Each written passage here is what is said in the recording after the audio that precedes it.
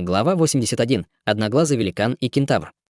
В мгновение эко вокруг тела Ханьли возникла полупрозрачная истинная экстремальная мембрана, и он быстро стабилизировался, когда по поверхности тонкой пленки промелькнул слабый серебряный свет. Он был ошеломлен невероятной силой, заключенной в ударе гиганта, но, учитывая грозную защитную мощь своего истинного экстремального тела, он смог остаться невредимым. Он тут же бросил взгляд вперед, и его зрачки слегка сузились. В 3 километрах от него стоял гигант с желтой кожей, ростом 700 метров. Все его тело было усеяно странными духовными узорами, а черты лица были откровенно отвратительными, с курносым носом и массивным, неприглядным ртом. Больше всего интриговало то, что у него был только один огромный вертикальный глаз с мутным светом, мерцающим в его туманном сером зрачке. Гигант выглядел дезориентированным, но он излучал дикую ауру, сравнимую с истинным бессмертным, к большому беспокойству и тревоге Ханьли.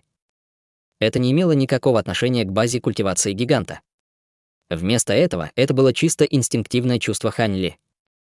Одноглазый гигант слегка пошатнулся, по-видимому, довольно озадаченный тем, что Ханьли удалось остаться совершенно невредимым после столкновения, и сразу же после этого он испустил яростный рев. Огромное пространство желтого света поднялось из его тела, и он затопал по воздуху, когда бросился прямо к Ханьли. Увидев это, Ханьли быстро начал читать заклинание. Из его тела вырвался яркий золотой свет, когда он превратился в гигантскую золотую обезьяну ростом более 60 метров. Созвездие из 7 синих звезд появилось на груди и животе гигантской обезьяны, испуская яркий звездный свет, который переплетался с золотым светом, исходящим от тела обезьяны, заставляя его еще больше увеличиваться в размерах. Он сжал одну из своих рук в крепкий кулак, и мышцы на его руках вздулись, когда он бросил злобный удар в приближающегося одноглазого гиганта. Пространство впереди сильно деформировалось, когда появилась горная проекция золотого кулака. Проекция кулака была усеяна следами звездного света, и одноглазый гигант испустил громовой рев, продолжая идти вперед, нисколько не замедляясь, поднимая свой массивный кулак, чтобы сразиться с проекцией золотого кулака. Раздался оглушительный грохот, и на этот раз гиганта отбросило назад, он упал с неба, как огромный астероид, прежде чем тяжело приземлиться на остров. Весь остров сильно раскачивался, и в земле образовался массивный кратер, из которого в небо поднялись пыль и обломки. В следующее мгновение гигантская золотая обезьяна появилась прямо над кратером, и ее руки размылись, когда она выпустила бесчисленные золотые проекции кулаков, которые пролились дождем в неумолимом шквале. Одноглазый гигант довольно неустойчиво поднялся с земли, но, похоже, не получил никаких травм. Однако он был явно в ярости, и он испустил разъяренный рев, когда он сильно топнул ногой по земле. Ряд странных желтых узоров мгновенно появились на его теле, испуская вспышку полупрозрачного желтого света, который быстро распространился по земле вокруг него. Вся почва на земле вслед за полупрозрачным желтым светом мгновенно разрушилась, превратившись в бесчисленные зерна полупрозрачного желтого песка, которые поднялись в воздух, прежде чем сформировать ряд полос вокруг тела гиганта. В мгновение эко вокруг одноглазого гиганта сформировался костюм из полупрозрачных желтых песочных доспехов.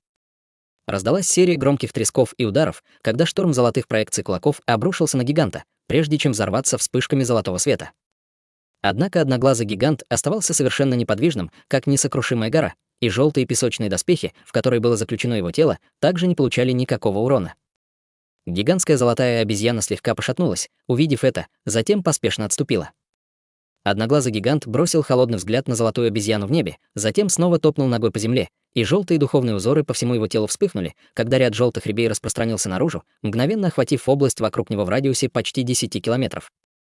Все еще находясь в воздухе, гигантская золотая обезьяна внезапно почувствовала, что ее собственное тело стало значительно тяжелее.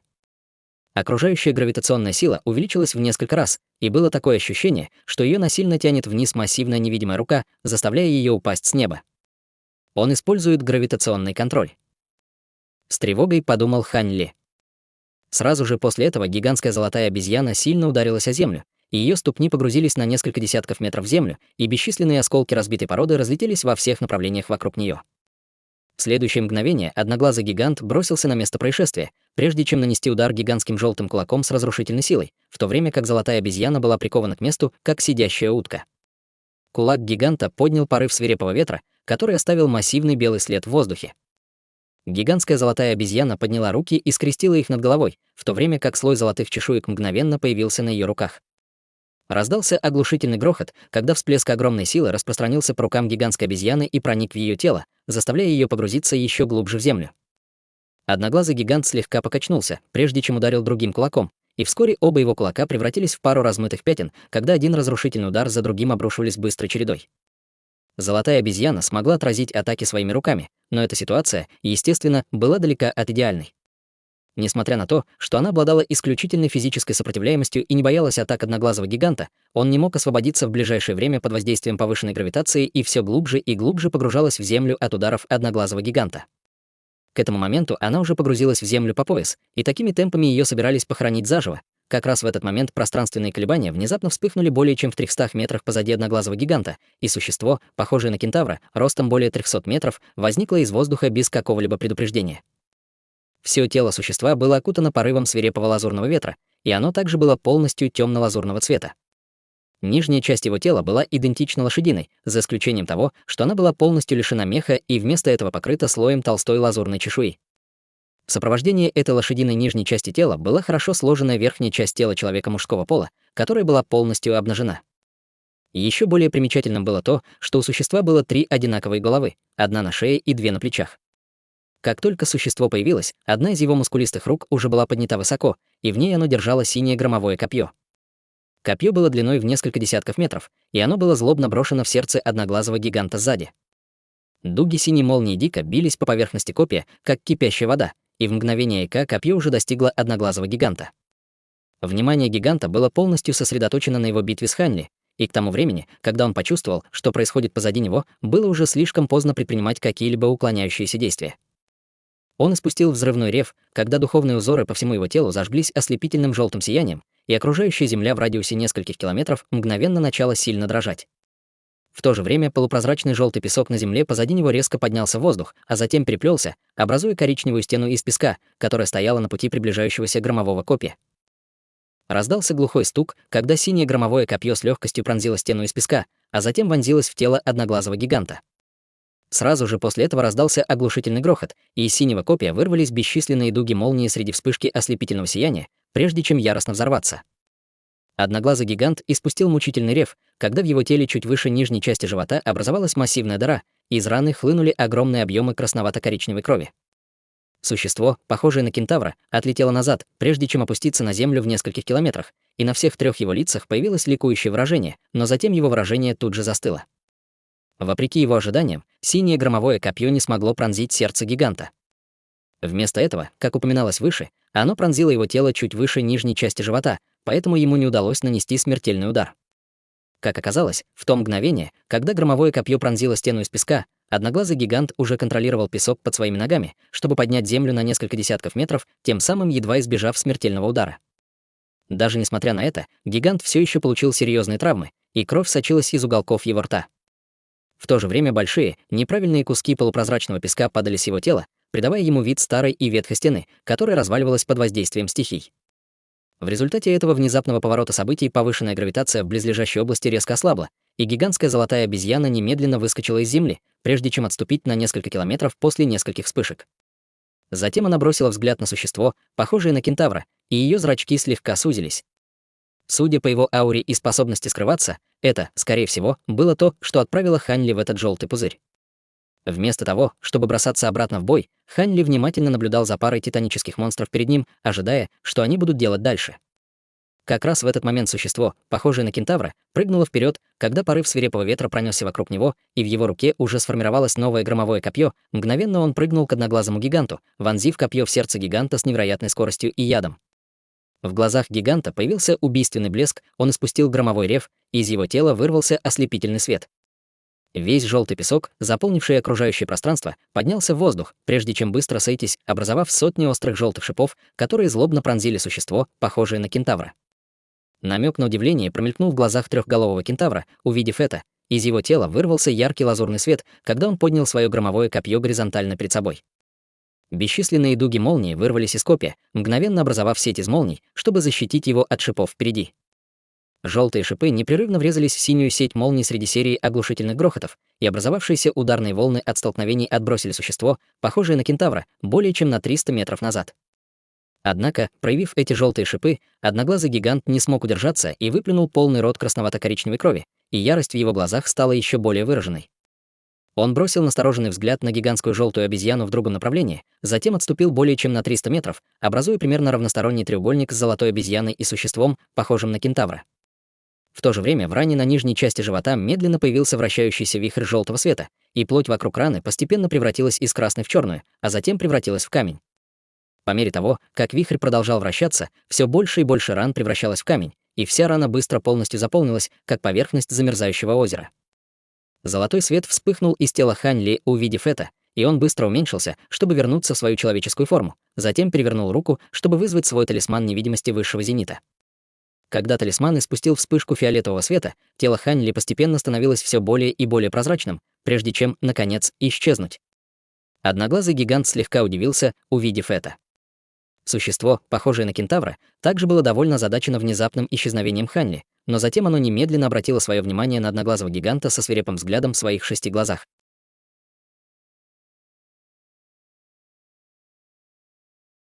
Глава 82. Столкновение. Одноглазый гигант почувствовал враждебный взгляд существа, похожего на кентавра, и он также отвел свое внимание. Затем в его глазах промелькнул холодный блеск, он слегка присел, чтобы опустить свой центр тяжести, готовясь к битве. В глазах одной из голов существа кентавра сверкнула искра, и на его лазурной чешуе загорелись узоры молнии. Вырвались дуги синей молнии, окружившие все его тело, а затем сформировали громовую алебарду, которая была почти такой же длинной, как и само существо. Вокруг алебарды сверкали дуги молнии, и она явно тоже была сформирована самой молнией. Однако она была гораздо более существенной, чем грозовые копья раньше, и на ее поверхности было много странных узоров, что придавало ей вид настоящего сокровища с грозными силами. Существо, похожее на кентавра, подняло свою громовую алебарду, затем силой оттолкнулось от земли двумя задними копытами, бросившись прямо к одноглазому гиганту с невероятной скоростью. Когда он бросился вперед, он пронес свою громовую алебарду по воздуху, и плотно упакованная серия проекций алебарды мгновенно появилась, прежде чем устремиться к одноглазому гиганту. Гигант испустил низкий рев, подняв одну из своих ног, а затем сильно топнул ею по земле. Земля мгновенно сильно задрожала, и большие клубы пыли поднялись вместе с бесчисленными зернами полупрозрачного желтого песка, образуя торнадо из желтого песка, которое хлынуло в хватку гиганта, а затем сформировало гигантский посох длиной почти 300 метров.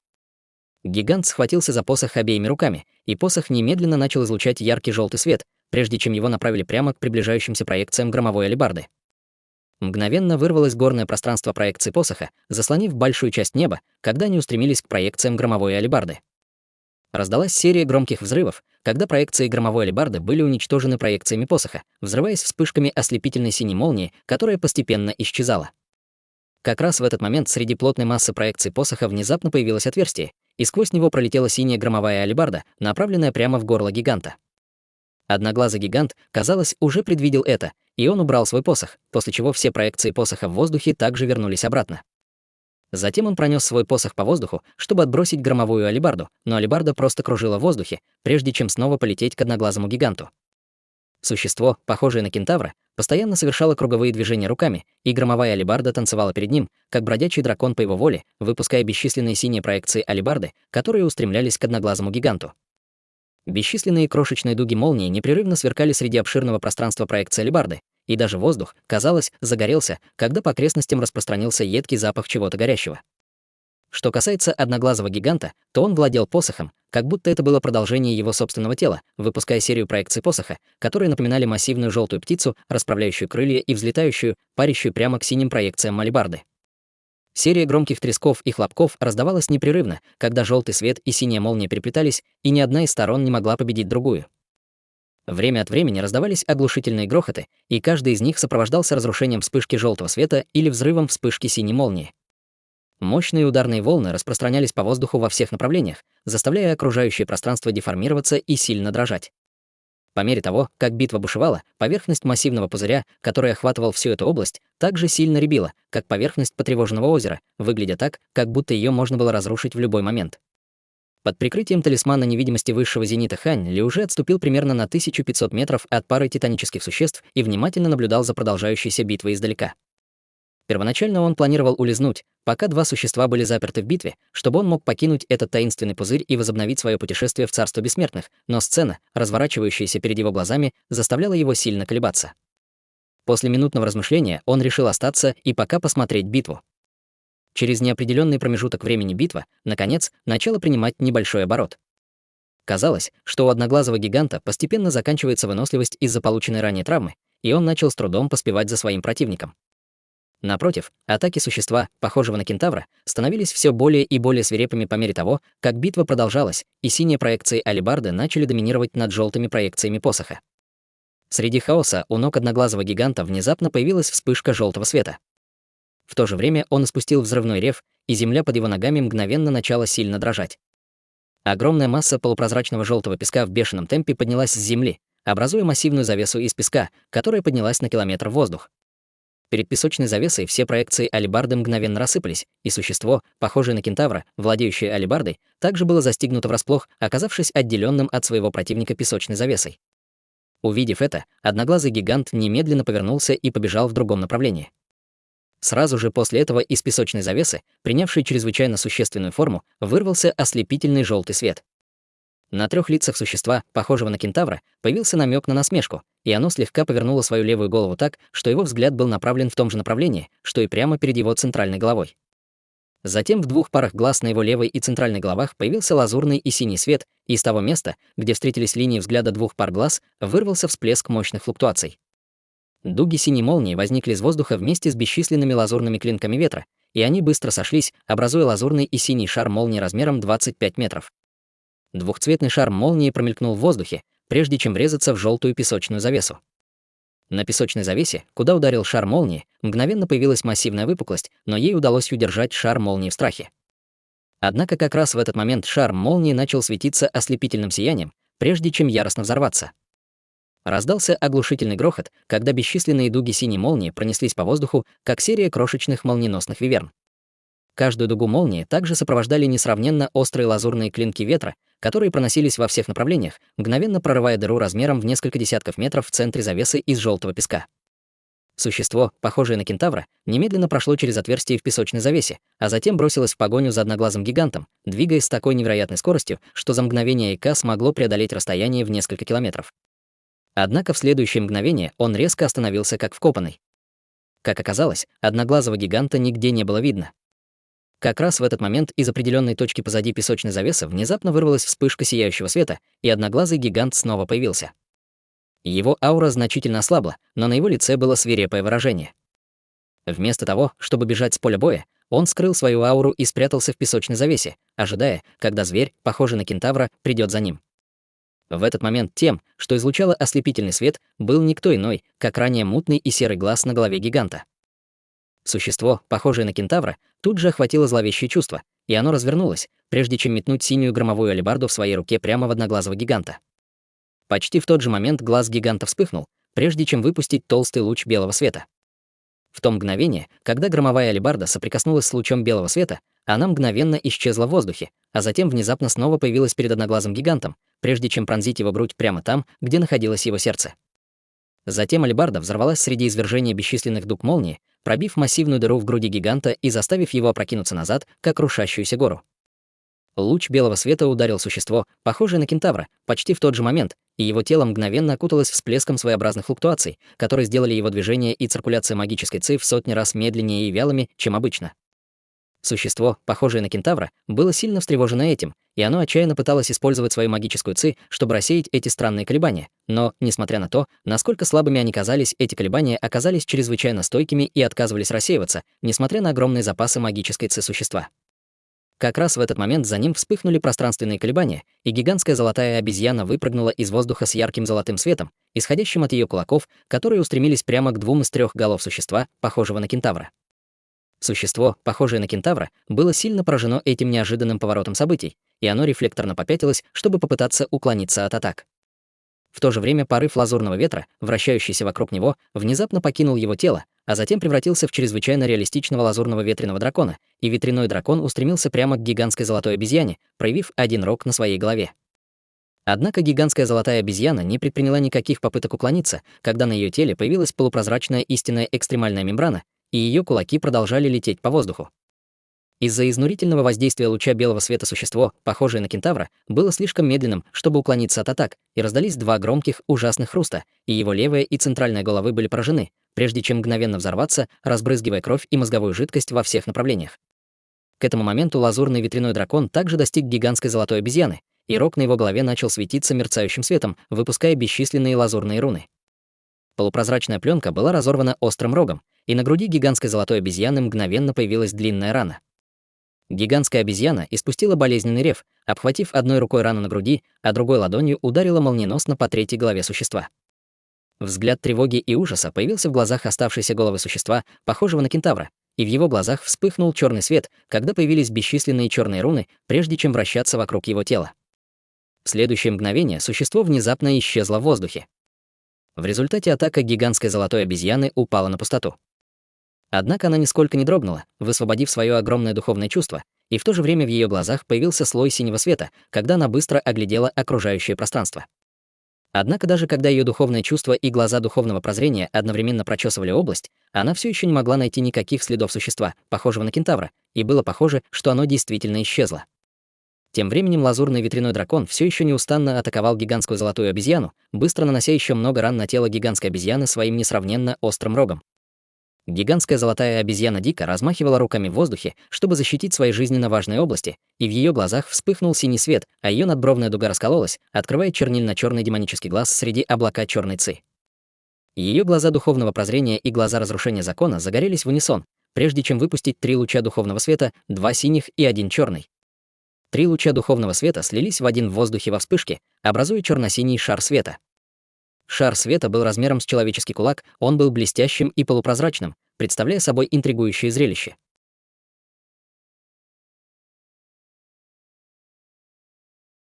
Глава 83. Вспышка вдохновения. Сразу же после этого гигантская золотая обезьяна открыла пасть, чтобы выпустить вспышку лазурного света, которая за мгновение исчезла в шаре черно-синего света. На поверхности шара света появилась вспышка духовного света, и появились бесчисленные черно-синие руны разных размеров, прежде чем быстро вращаться вокруг него. Внезапно из шара света вырвались бесчисленные нити черно-синего света, прежде чем разлететься по воздуху во всех направлениях, мгновенно переплетаясь, образуя черно-синюю сеть, которая охватывала область радиусом в несколько километров. Это была способность, которую Хань Ли случайно развил, объединив свои глаза духовного прозрения и глаза разрушения закона. Однако использование этой способности мгновенно исчерпало бы весь его текущий запас магической ци. Как только гигантская черно-синяя сеть приняла форму, определенный ее участок мгновенно задрожал, прежде чем слегка деформироваться, как будто он соприкоснулся с чем-то. Гигантская золотая обезьяна мгновенно устремилась к этому месту на сети, как молния, оставив позади лазурного ветряного дракона. Лазурный ветряной дракон испустил разъяренный рев, прежде чем немедленно броситься в погоню. Золотая обезьяна пронеслась по воздуху, как порыв ветра, за мгновение ика появившись на неровном месте гигантской сети. Прежде чем лазурный ветряной дракон успел догнать ее, он протянул ослепительно-золотую руку и злобно ударил ею по воздуху. Раздался оглушительный грохот наряду с сильными колебаниями, и появилось обширное пространство черных рун, прежде чем они все вместе рассыпались. Сразу же после этого существо, похожее на кентавра, споткнулось из воздуха с ужасом на оставшейся голове. Прежде чем он успел отреагировать, другой кулак гигантской золотой обезьяны уже обрушился с разрушительной силой. Движения существа, похожего на кентавра, все еще были чрезвычайно вялыми, и он поспешно скрестил руки, пытаясь защитить свою голову. Как раз в этот момент гигантская обезьяна холодно фыркнула, и существо, похожее на кентавра, мгновенно почувствовало, как будто острый шип вонзился прямо в его мозг, заставляя его испустить мучительный вой, в то время как все его тело полностью застыло. Золотой кулак мгновенно прошел через щель между руками существа, прежде чем ударить по его единственной оставшейся голове. Последняя голова существа мгновенно взорвалась, как арбуз, и его огромное тело на мгновение содрогнулось и рухнуло на землю. К этому моменту лазурный ветряной дракон догнал гигантскую золотую обезьяну, и он как раз собирался вонзить свой рог в сердце обезьяны сзади, но его тело внезапно рассыпалось, когда он испустил мучительный вой. Сразу же после этого из обезглавленного тела существа, похожего на кентавра, вылетела лазурная тень. Увидев это, в глазах гигантской золотой обезьяны появилось заинтересованное выражение.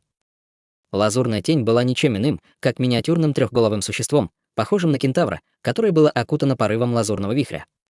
Казалось, что он уже обрел существенную форму, очень похожую на зарождающуюся душу культиватора.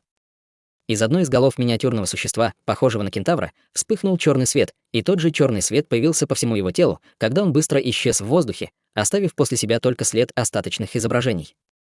Гигантская золотая обезьяна испустила низкий рев, и из ее глобелы вспыхнул черный свет, когда появился ее глаз разрушения закона, а затем выпустил тонкую нить черного света, которая исчезла во вспышке.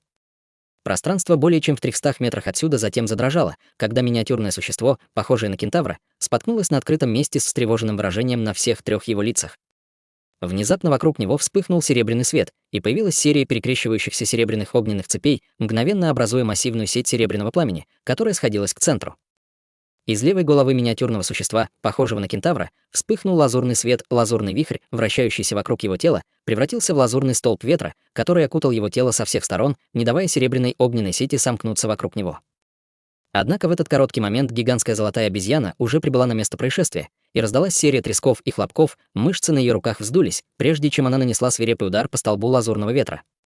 Перед лицом всемогущего удара лазурный столб ветра был мгновенно разрушен, и миниатюрное существо, похожее на кентавра, внутри испустило душераздирающий вой, прежде чем взорваться, как разбитое яйцо.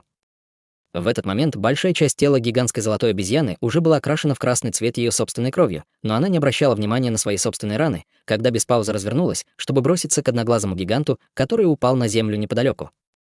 Одноглазый гигант получил чрезвычайно тяжелые ранения, его сердце пронзила громовая алебарда существа, похожего на кентавра, но он обладал чрезвычайно впечатляющей жизненной силой и все еще мог отразить холодные объятия смерти.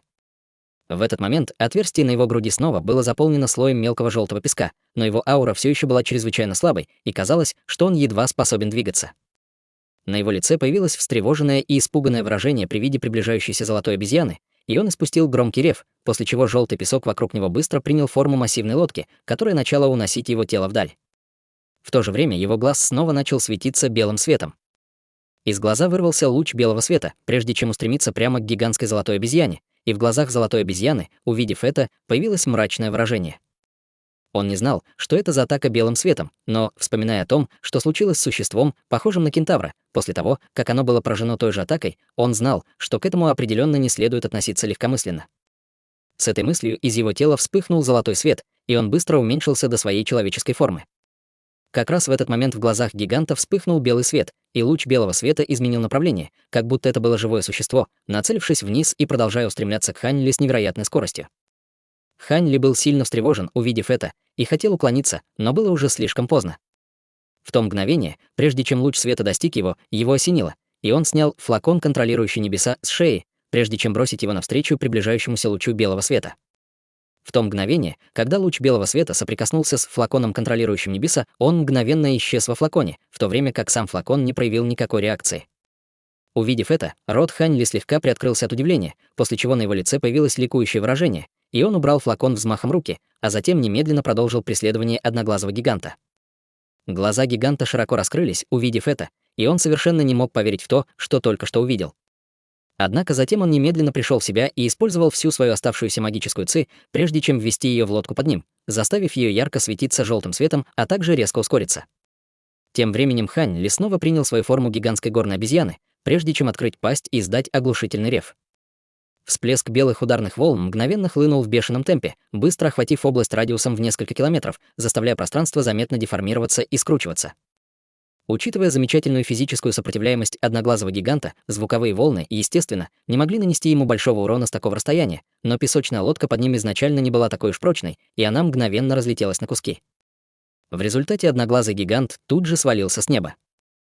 Как раз в этот момент под ним вспыхнул золотой свет, когда гигантская золотая обезьяна мгновенно прибыла на место происшествия, а затем злобно ударила кулаком по голове гиганта. Голова гиганта мгновенно взорвалась, разбрызгивая по воздуху обширное пространство красной и белой жидкости. Из его тела вылетел шар тусклого желтого света, и это была не что иное, как зарождающаяся душа одноглазого гиганта. Однако, как только он появился, он мгновенно попал в серебряную огненную сеть, которая сошлась со всех сторон, чтобы поймать его в ловушку. Затем из огненной сети вылетели бесчисленные серебряные руны, прежде чем плотно прилипнуть к телу зарождающейся души, мгновенно образовав серебряную печать, которая полностью обездвижила ее в воздухе. Все это произошло в мгновение ока, и зарождающаяся душа одноглазого гиганта не успела ничего сделать, прежде чем была захвачена. Он не смог предвидеть, что Хань Ли извлек урок из своего предыдущего опыта с зарождающейся душой существа, похожего на кентавра, что привело его к преждевременному выпуску сущности огненного ворона для мгновенного захвата. Тело гиганта тяжело рухнуло на землю, и все духовные узоры по всему телу померкли, после чего оно начало рассыпаться, быстро распадаясь на бесчисленные зерна полупрозрачного желтого песка. Однако его мутный серый глаз остался, и он скатился на землю. Неподалеку Хань Ли вернулся в свою человеческую форму, прежде чем опуститься на землю. В этот момент он рассматривал маленький зеленый флакон в своей руке, видимо, размышляет о чем-то. Затем он поднял голову, прежде чем сделать рукой манящий жест, высвободив всплеск силы всасывания, которая притянула серый глаз гиганта в его хватку. В настоящее время глазное яблоко казалось ничем не отличающимся от обычной каменной бусины, которая была полностью лишена какой-либо ауры.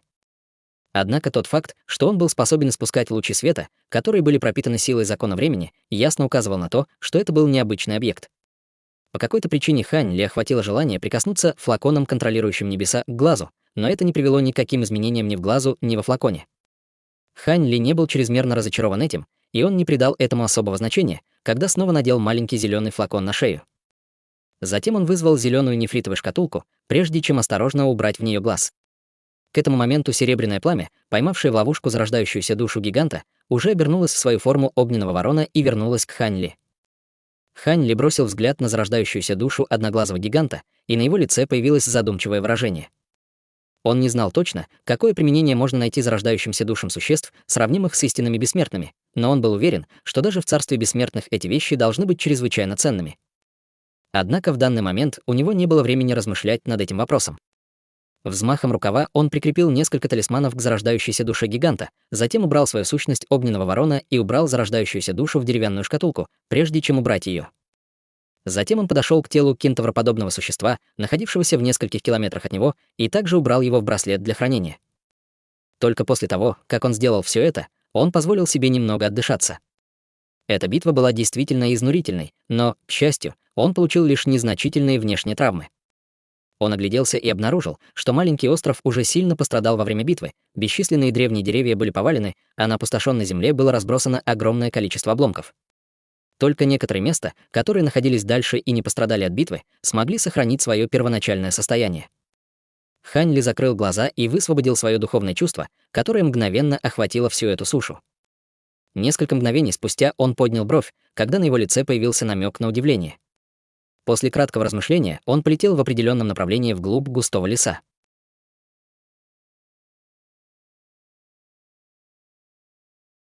Глава 84. Статуя.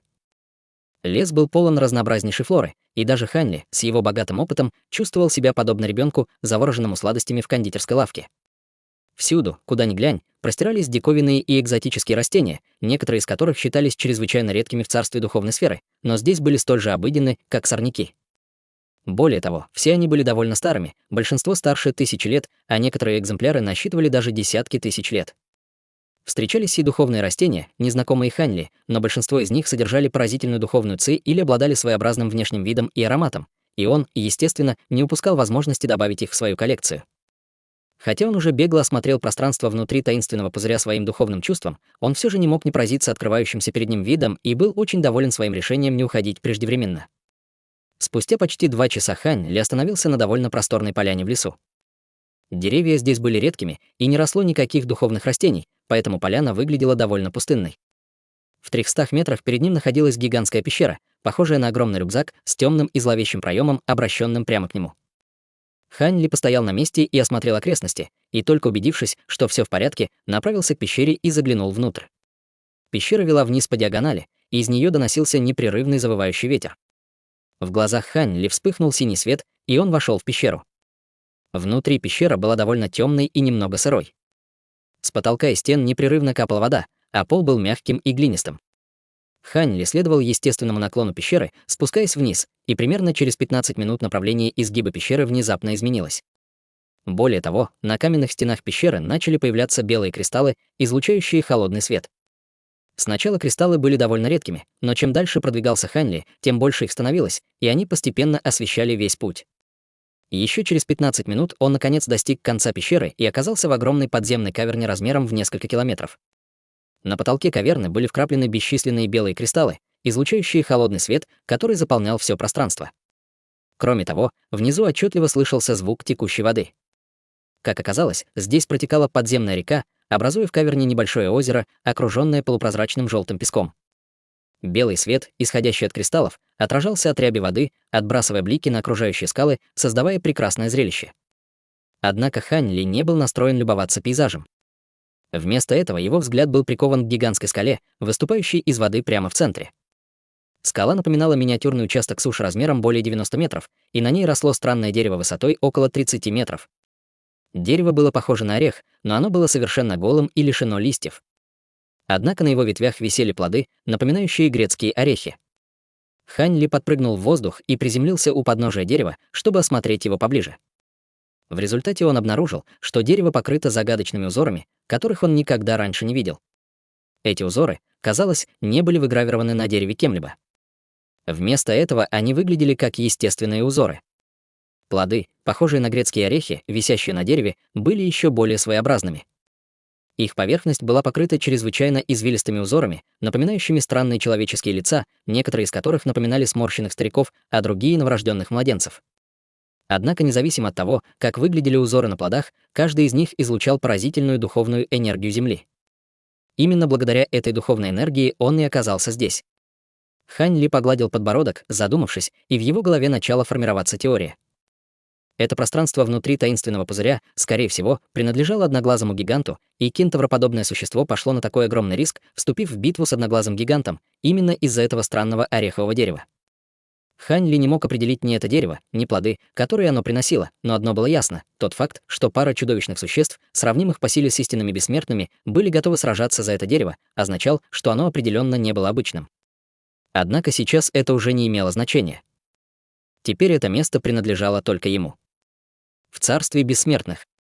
В небе над безымянным горным хребтом среди плотного слоя темных туч непрерывно дул яростный ветер, а с неба упорно падал снег. У подножия десятков гор в хребте еще виднелись некоторые деревья, согнувшиеся под тяжестью толстых одеял накопившегося снега, но выше все горы были покрыты сплошным снегом и льдом.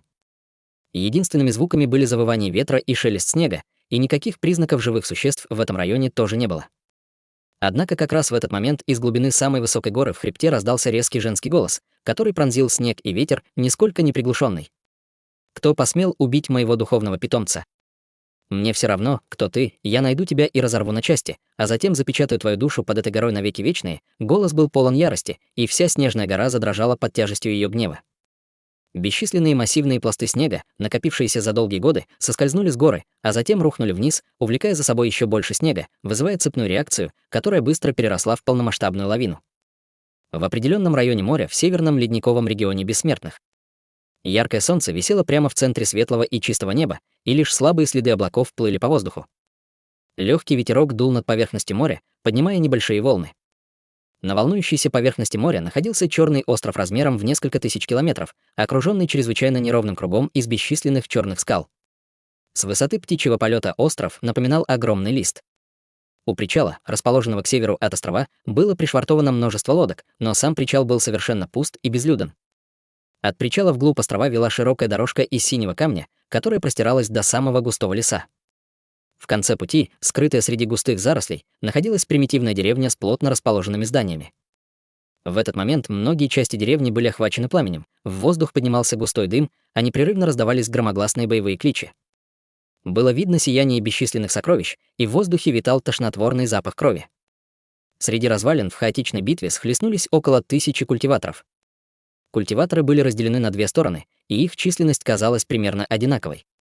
Культиваторы одной из двух сторон не были людьми. Все они были чрезвычайно физически внушительными, с зеленой кожей и бивнями, торчащими изо рта, и большинство из них владели оружием, которое относилось к категории булав и молотов. Кроме того, кожа каждого из них была покрыта слоем слабого белого света. Среди этих чужеземных культиваторов также были воины в желтых доспехах, вооруженные булавами, но все они имели болезненно-желтую кожу и не казались живыми существами. Вместо этого они напоминали движущиеся восковые фигуры. В противоборствующей фракции большинство культиваторов были людьми, но среди них были и странные воины в багряных доспехах. Кожа этих воинов имела тот же оттенок, что и их доспехи, и даже в пылу битвы они были совершенно невозмутимы, что придавало им вид бесчувственных марионеток. На возвышенности воин в багряных доспехах, вооруженный багряным копьем, спрыгнул вниз и яростно вонзил свое копье в одного из надвигающихся воинов с желтой кожей. Еще до того, как багряное копье достигло своей цели, из его острия вырвался багряный вихрь, из которого хлынули бесчисленные потоки багряного света. Раздался оглушительный грохот, когда в груди воина с желтой кожей образовалась огромная дыра, и из раны непрерывно вытекала какая-то желтая жидкость, когда он невольно отшатнулся на несколько шагов назад. Однако в следующее мгновение он слегка согнул колени, прежде чем молниеносно подпрыгнуть, размахивая булавой в воздухе, выпуская бесчисленные проекции булавы, которые образовали свирепый желтый ураган, яростно обрушившийся на воина в багряных доспехах. Воин в багряных доспехах был застигнут врасплох атакой, и его голова мгновенно взорвалась, но в последнюю секунду он метнул свое копье в воздух, пронзив им голову воина с желтой кожей. Оба упали на землю почти одновременно, и один из них рассыпался в лужу багряной жидкости, а другой растворился в луже желтой жидкости. В другом месте из-за полуразрушенной стены внезапно появился низкорослый коренастый старик с багряным нефритовым флаконом в руке, горлышко которого было направлено на чужеземного культиватора, преследовавшего его в нескольких сотнях метров. Старик легонько похлопал по дну флакона, и из него во вспышке багряного света вырвались бесчисленные багряные нити, которые переплелись, образуя столб багряного света, устремившийся прямо к чужеземному культиватору. Как только багряный столб света коснулся слоя белого света, покрывавшего тело чужеземного культиватора, он мгновенно замедлился. Хотя он не был полностью рассеян, его сила мгновенно уменьшилась почти на треть. Чужеземный культиватор пошатнулся от удара, и у него изо рта хлынула кровь, но он не получил никаких существенных повреждений и продолжил рваться к старику, издавая яростный рев. Подобные сцены происходили по всей деревне. Воины с желтой кожей и воины в багряных доспехах были чрезвычайно свирепы и отважны в бою, не заботясь о собственной безопасности. Однако они были примерно равны как по силе, так и по численности, поэтому не могли изменить ход битвы. Однако все чужеземные культиваторы были защищены этими странными слоями белого света, которые смягчали силу всех направленных на них атак. В результате они смогли быстро одержать верх в битве, и культиваторы-люди вскоре были вынуждены отступить, сходясь к центру деревни. Тем временем на площади из белого камня в центре деревни несколько десятков фигур в черных одеждах сидели со скрещенными ногами вокруг массивной статуи, распевая сложное заклинание. Среди фигур в черных одеждах были люди из всех демографических групп, и у всех у них был довольно бледный цвет лица, когда они держали свои левые руки перед собой, закатав левый рукав. На всех их левых запястьях был тонкий порез, и из этих порезов текла кровь, стекая на землю перед ними. На земле была вырезана серия каналов, образующих сложный массив, который был напрямую соединен со статуей в самом центре площади. Статуя была высотой около 30 метров, и она изображала молодого ученого человека, держащего в руке книгу и смотрящего вдаль. Если бы Хань Ли присутствовал, он с удивлением обнаружил бы, что молодой ученый человек чем-то напоминает его. Однако, глядя на пропорции тела, было ясно, что Хань Ли был выше человека, изображенного на статуе. Перед статуей стоял старик в серой мантии, скрестив руки на груди и схватившись за противоположные плечи, и с благоговейным выражением молился статуе: «Всемогущий Бог-предок, пожалуйста, внемли зову своей преданной родословной и снизойди».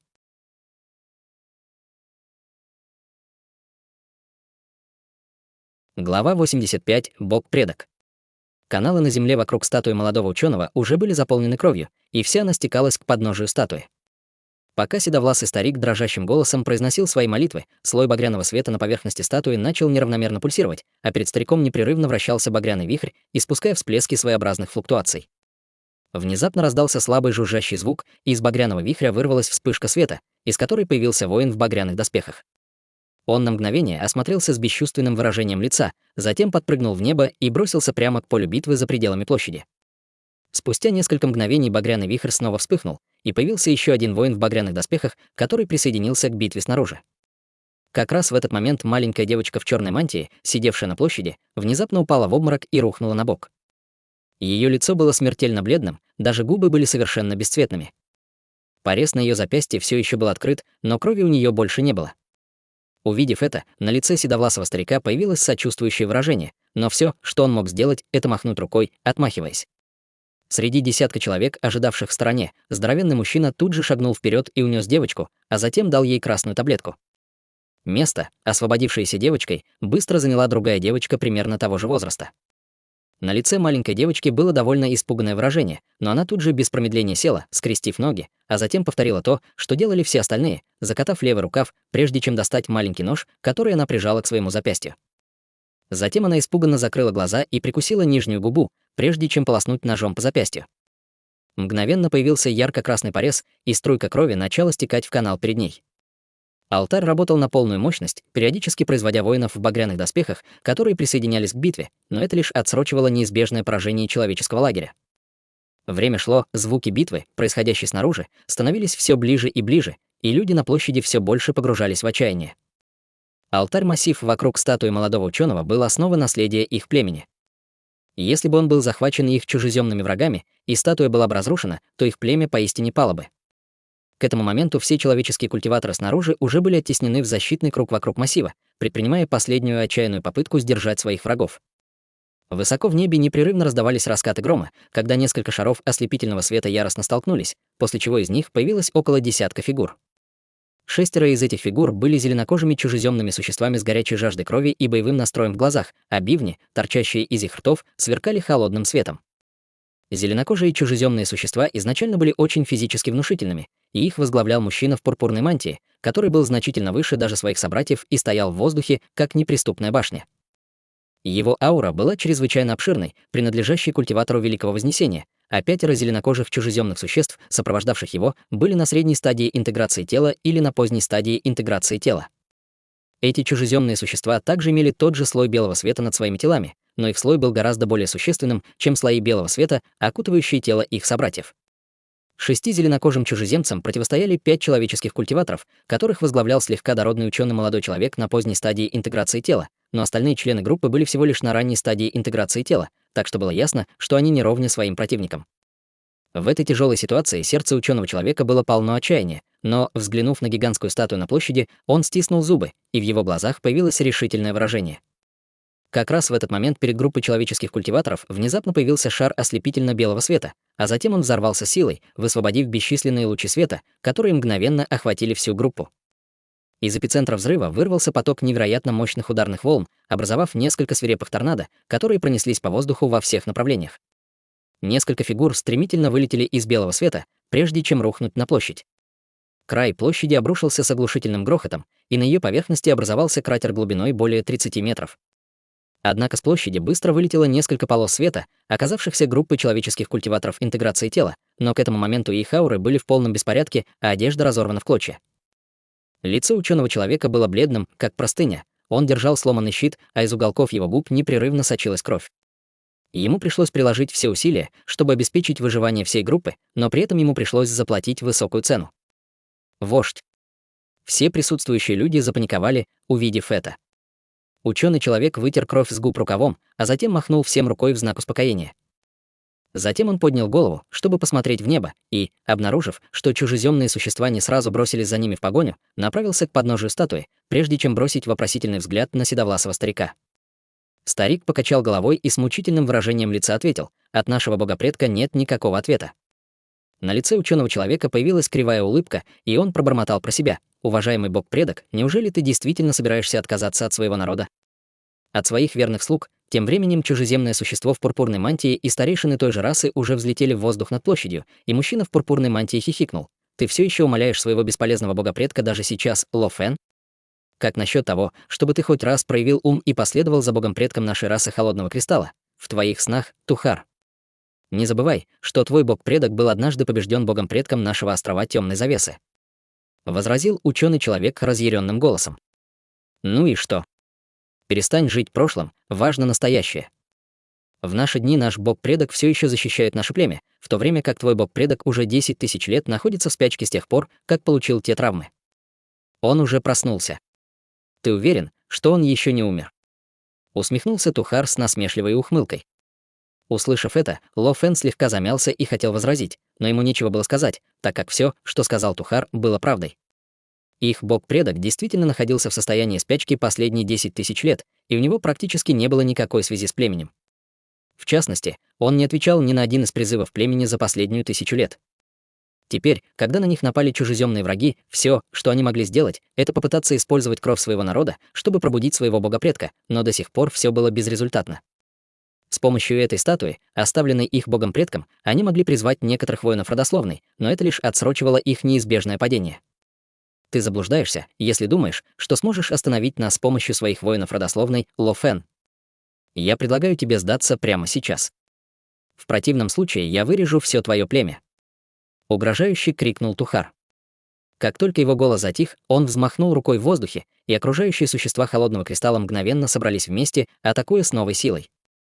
Культиваторы острова Темной Завесы и так едва держались из последних сил, и перед лицом этой агрессивной атаки несколько участков их оборонительной линии были мгновенно разорваны.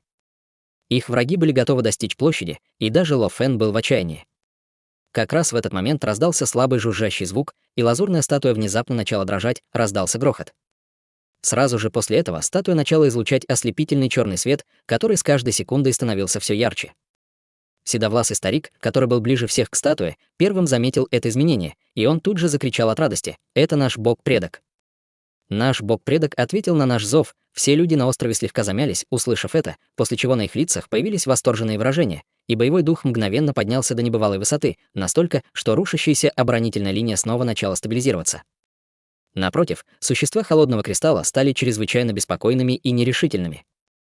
Если бог-предок человеческой расы действительно сможет снизойти, то даже их вождь на стадии Великого Вознесения не сможет с ним справиться. «Это невозможно!» — воскликнул Тухар недоверчивым голосом, пристально глядя на статую внизу. Свет, исходящий от статуи, становился все ярче и ярче, пока внезапно не взорвался огромным пространством чернильно-черного света. Черный свет несколько раз вспыхнул, прежде чем превратиться в черный вихрь размером в несколько десятков метров. В вихре сверкали черные молнии, угрожая разорвать окружающее пространство на части среди оглушительных раскатов грома. С появлением черного вихря на ранее чистом небе появился слой темных туч, и в тучах также сверкали молнии. Вся изначальная ци-мира в радиусе нескольких сотен километров внезапно начала бурлить и яростно вращаться, как кипящая вода. Все на поле боя были сильно встревожены этим внезапным поворотом событий, и все они рефлекторно остановились, наблюдая за разворачивающимися явлениями с благоговейным выражением лица. Количество дуг черной молнии в вихре быстро увеличивалось, и в конце концов все они сошлись в одной точке, образовав огромный шар черной молнии, который громко потрескивал. Внезапно черный шар молнии деформировался, прежде чем вытянуться, образовав черную пространственную щель длиной более 30 метров. Из щели довольно неуверенно вышла человекоподобная фигура, но быстро стабилизировалась, оказавшись мужчиной в лазурной мантии. Пространственная щель несколько раз беспорядочно вспыхнула, а затем медленно сомкнулась и исчезла. В следующее мгновение черный вихрь в небе также постепенно рассеялся, и бурлящая изначальная ци-мира быстро вернулась в нормальное состояние, а темные тучи наверху также исчезли. Мужчина в лазурной мантии выглядел немного растрепанным, но на его лице было легкое ликование. Однако, когда он успокоился и увидел множество людей вокруг себя, его брови тут же слегка нахмурились. Мужчина в лазурной мантии был никем иным, как Ханли, который после титанической борьбы наконец-то успешно преодолел межпространственный разрыв. Однако в этот момент его магическая ци была полностью истощена, а его физическое тело было сильно измотано. Его костяная броня 8 сокровищ также полностью разрушилась в пространственном шторме, но у него не было времени думать об этом, так как он был занят обработкой резкого зрелища, которое его встретило. Уважаемый бог-предок, вы наконец-то вернулись. При виде мужчины в лазурной мантии в глазах Лофена быстро появилось восторженное выражение, и он тут же упал на колени, прежде чем поклониться Ханли.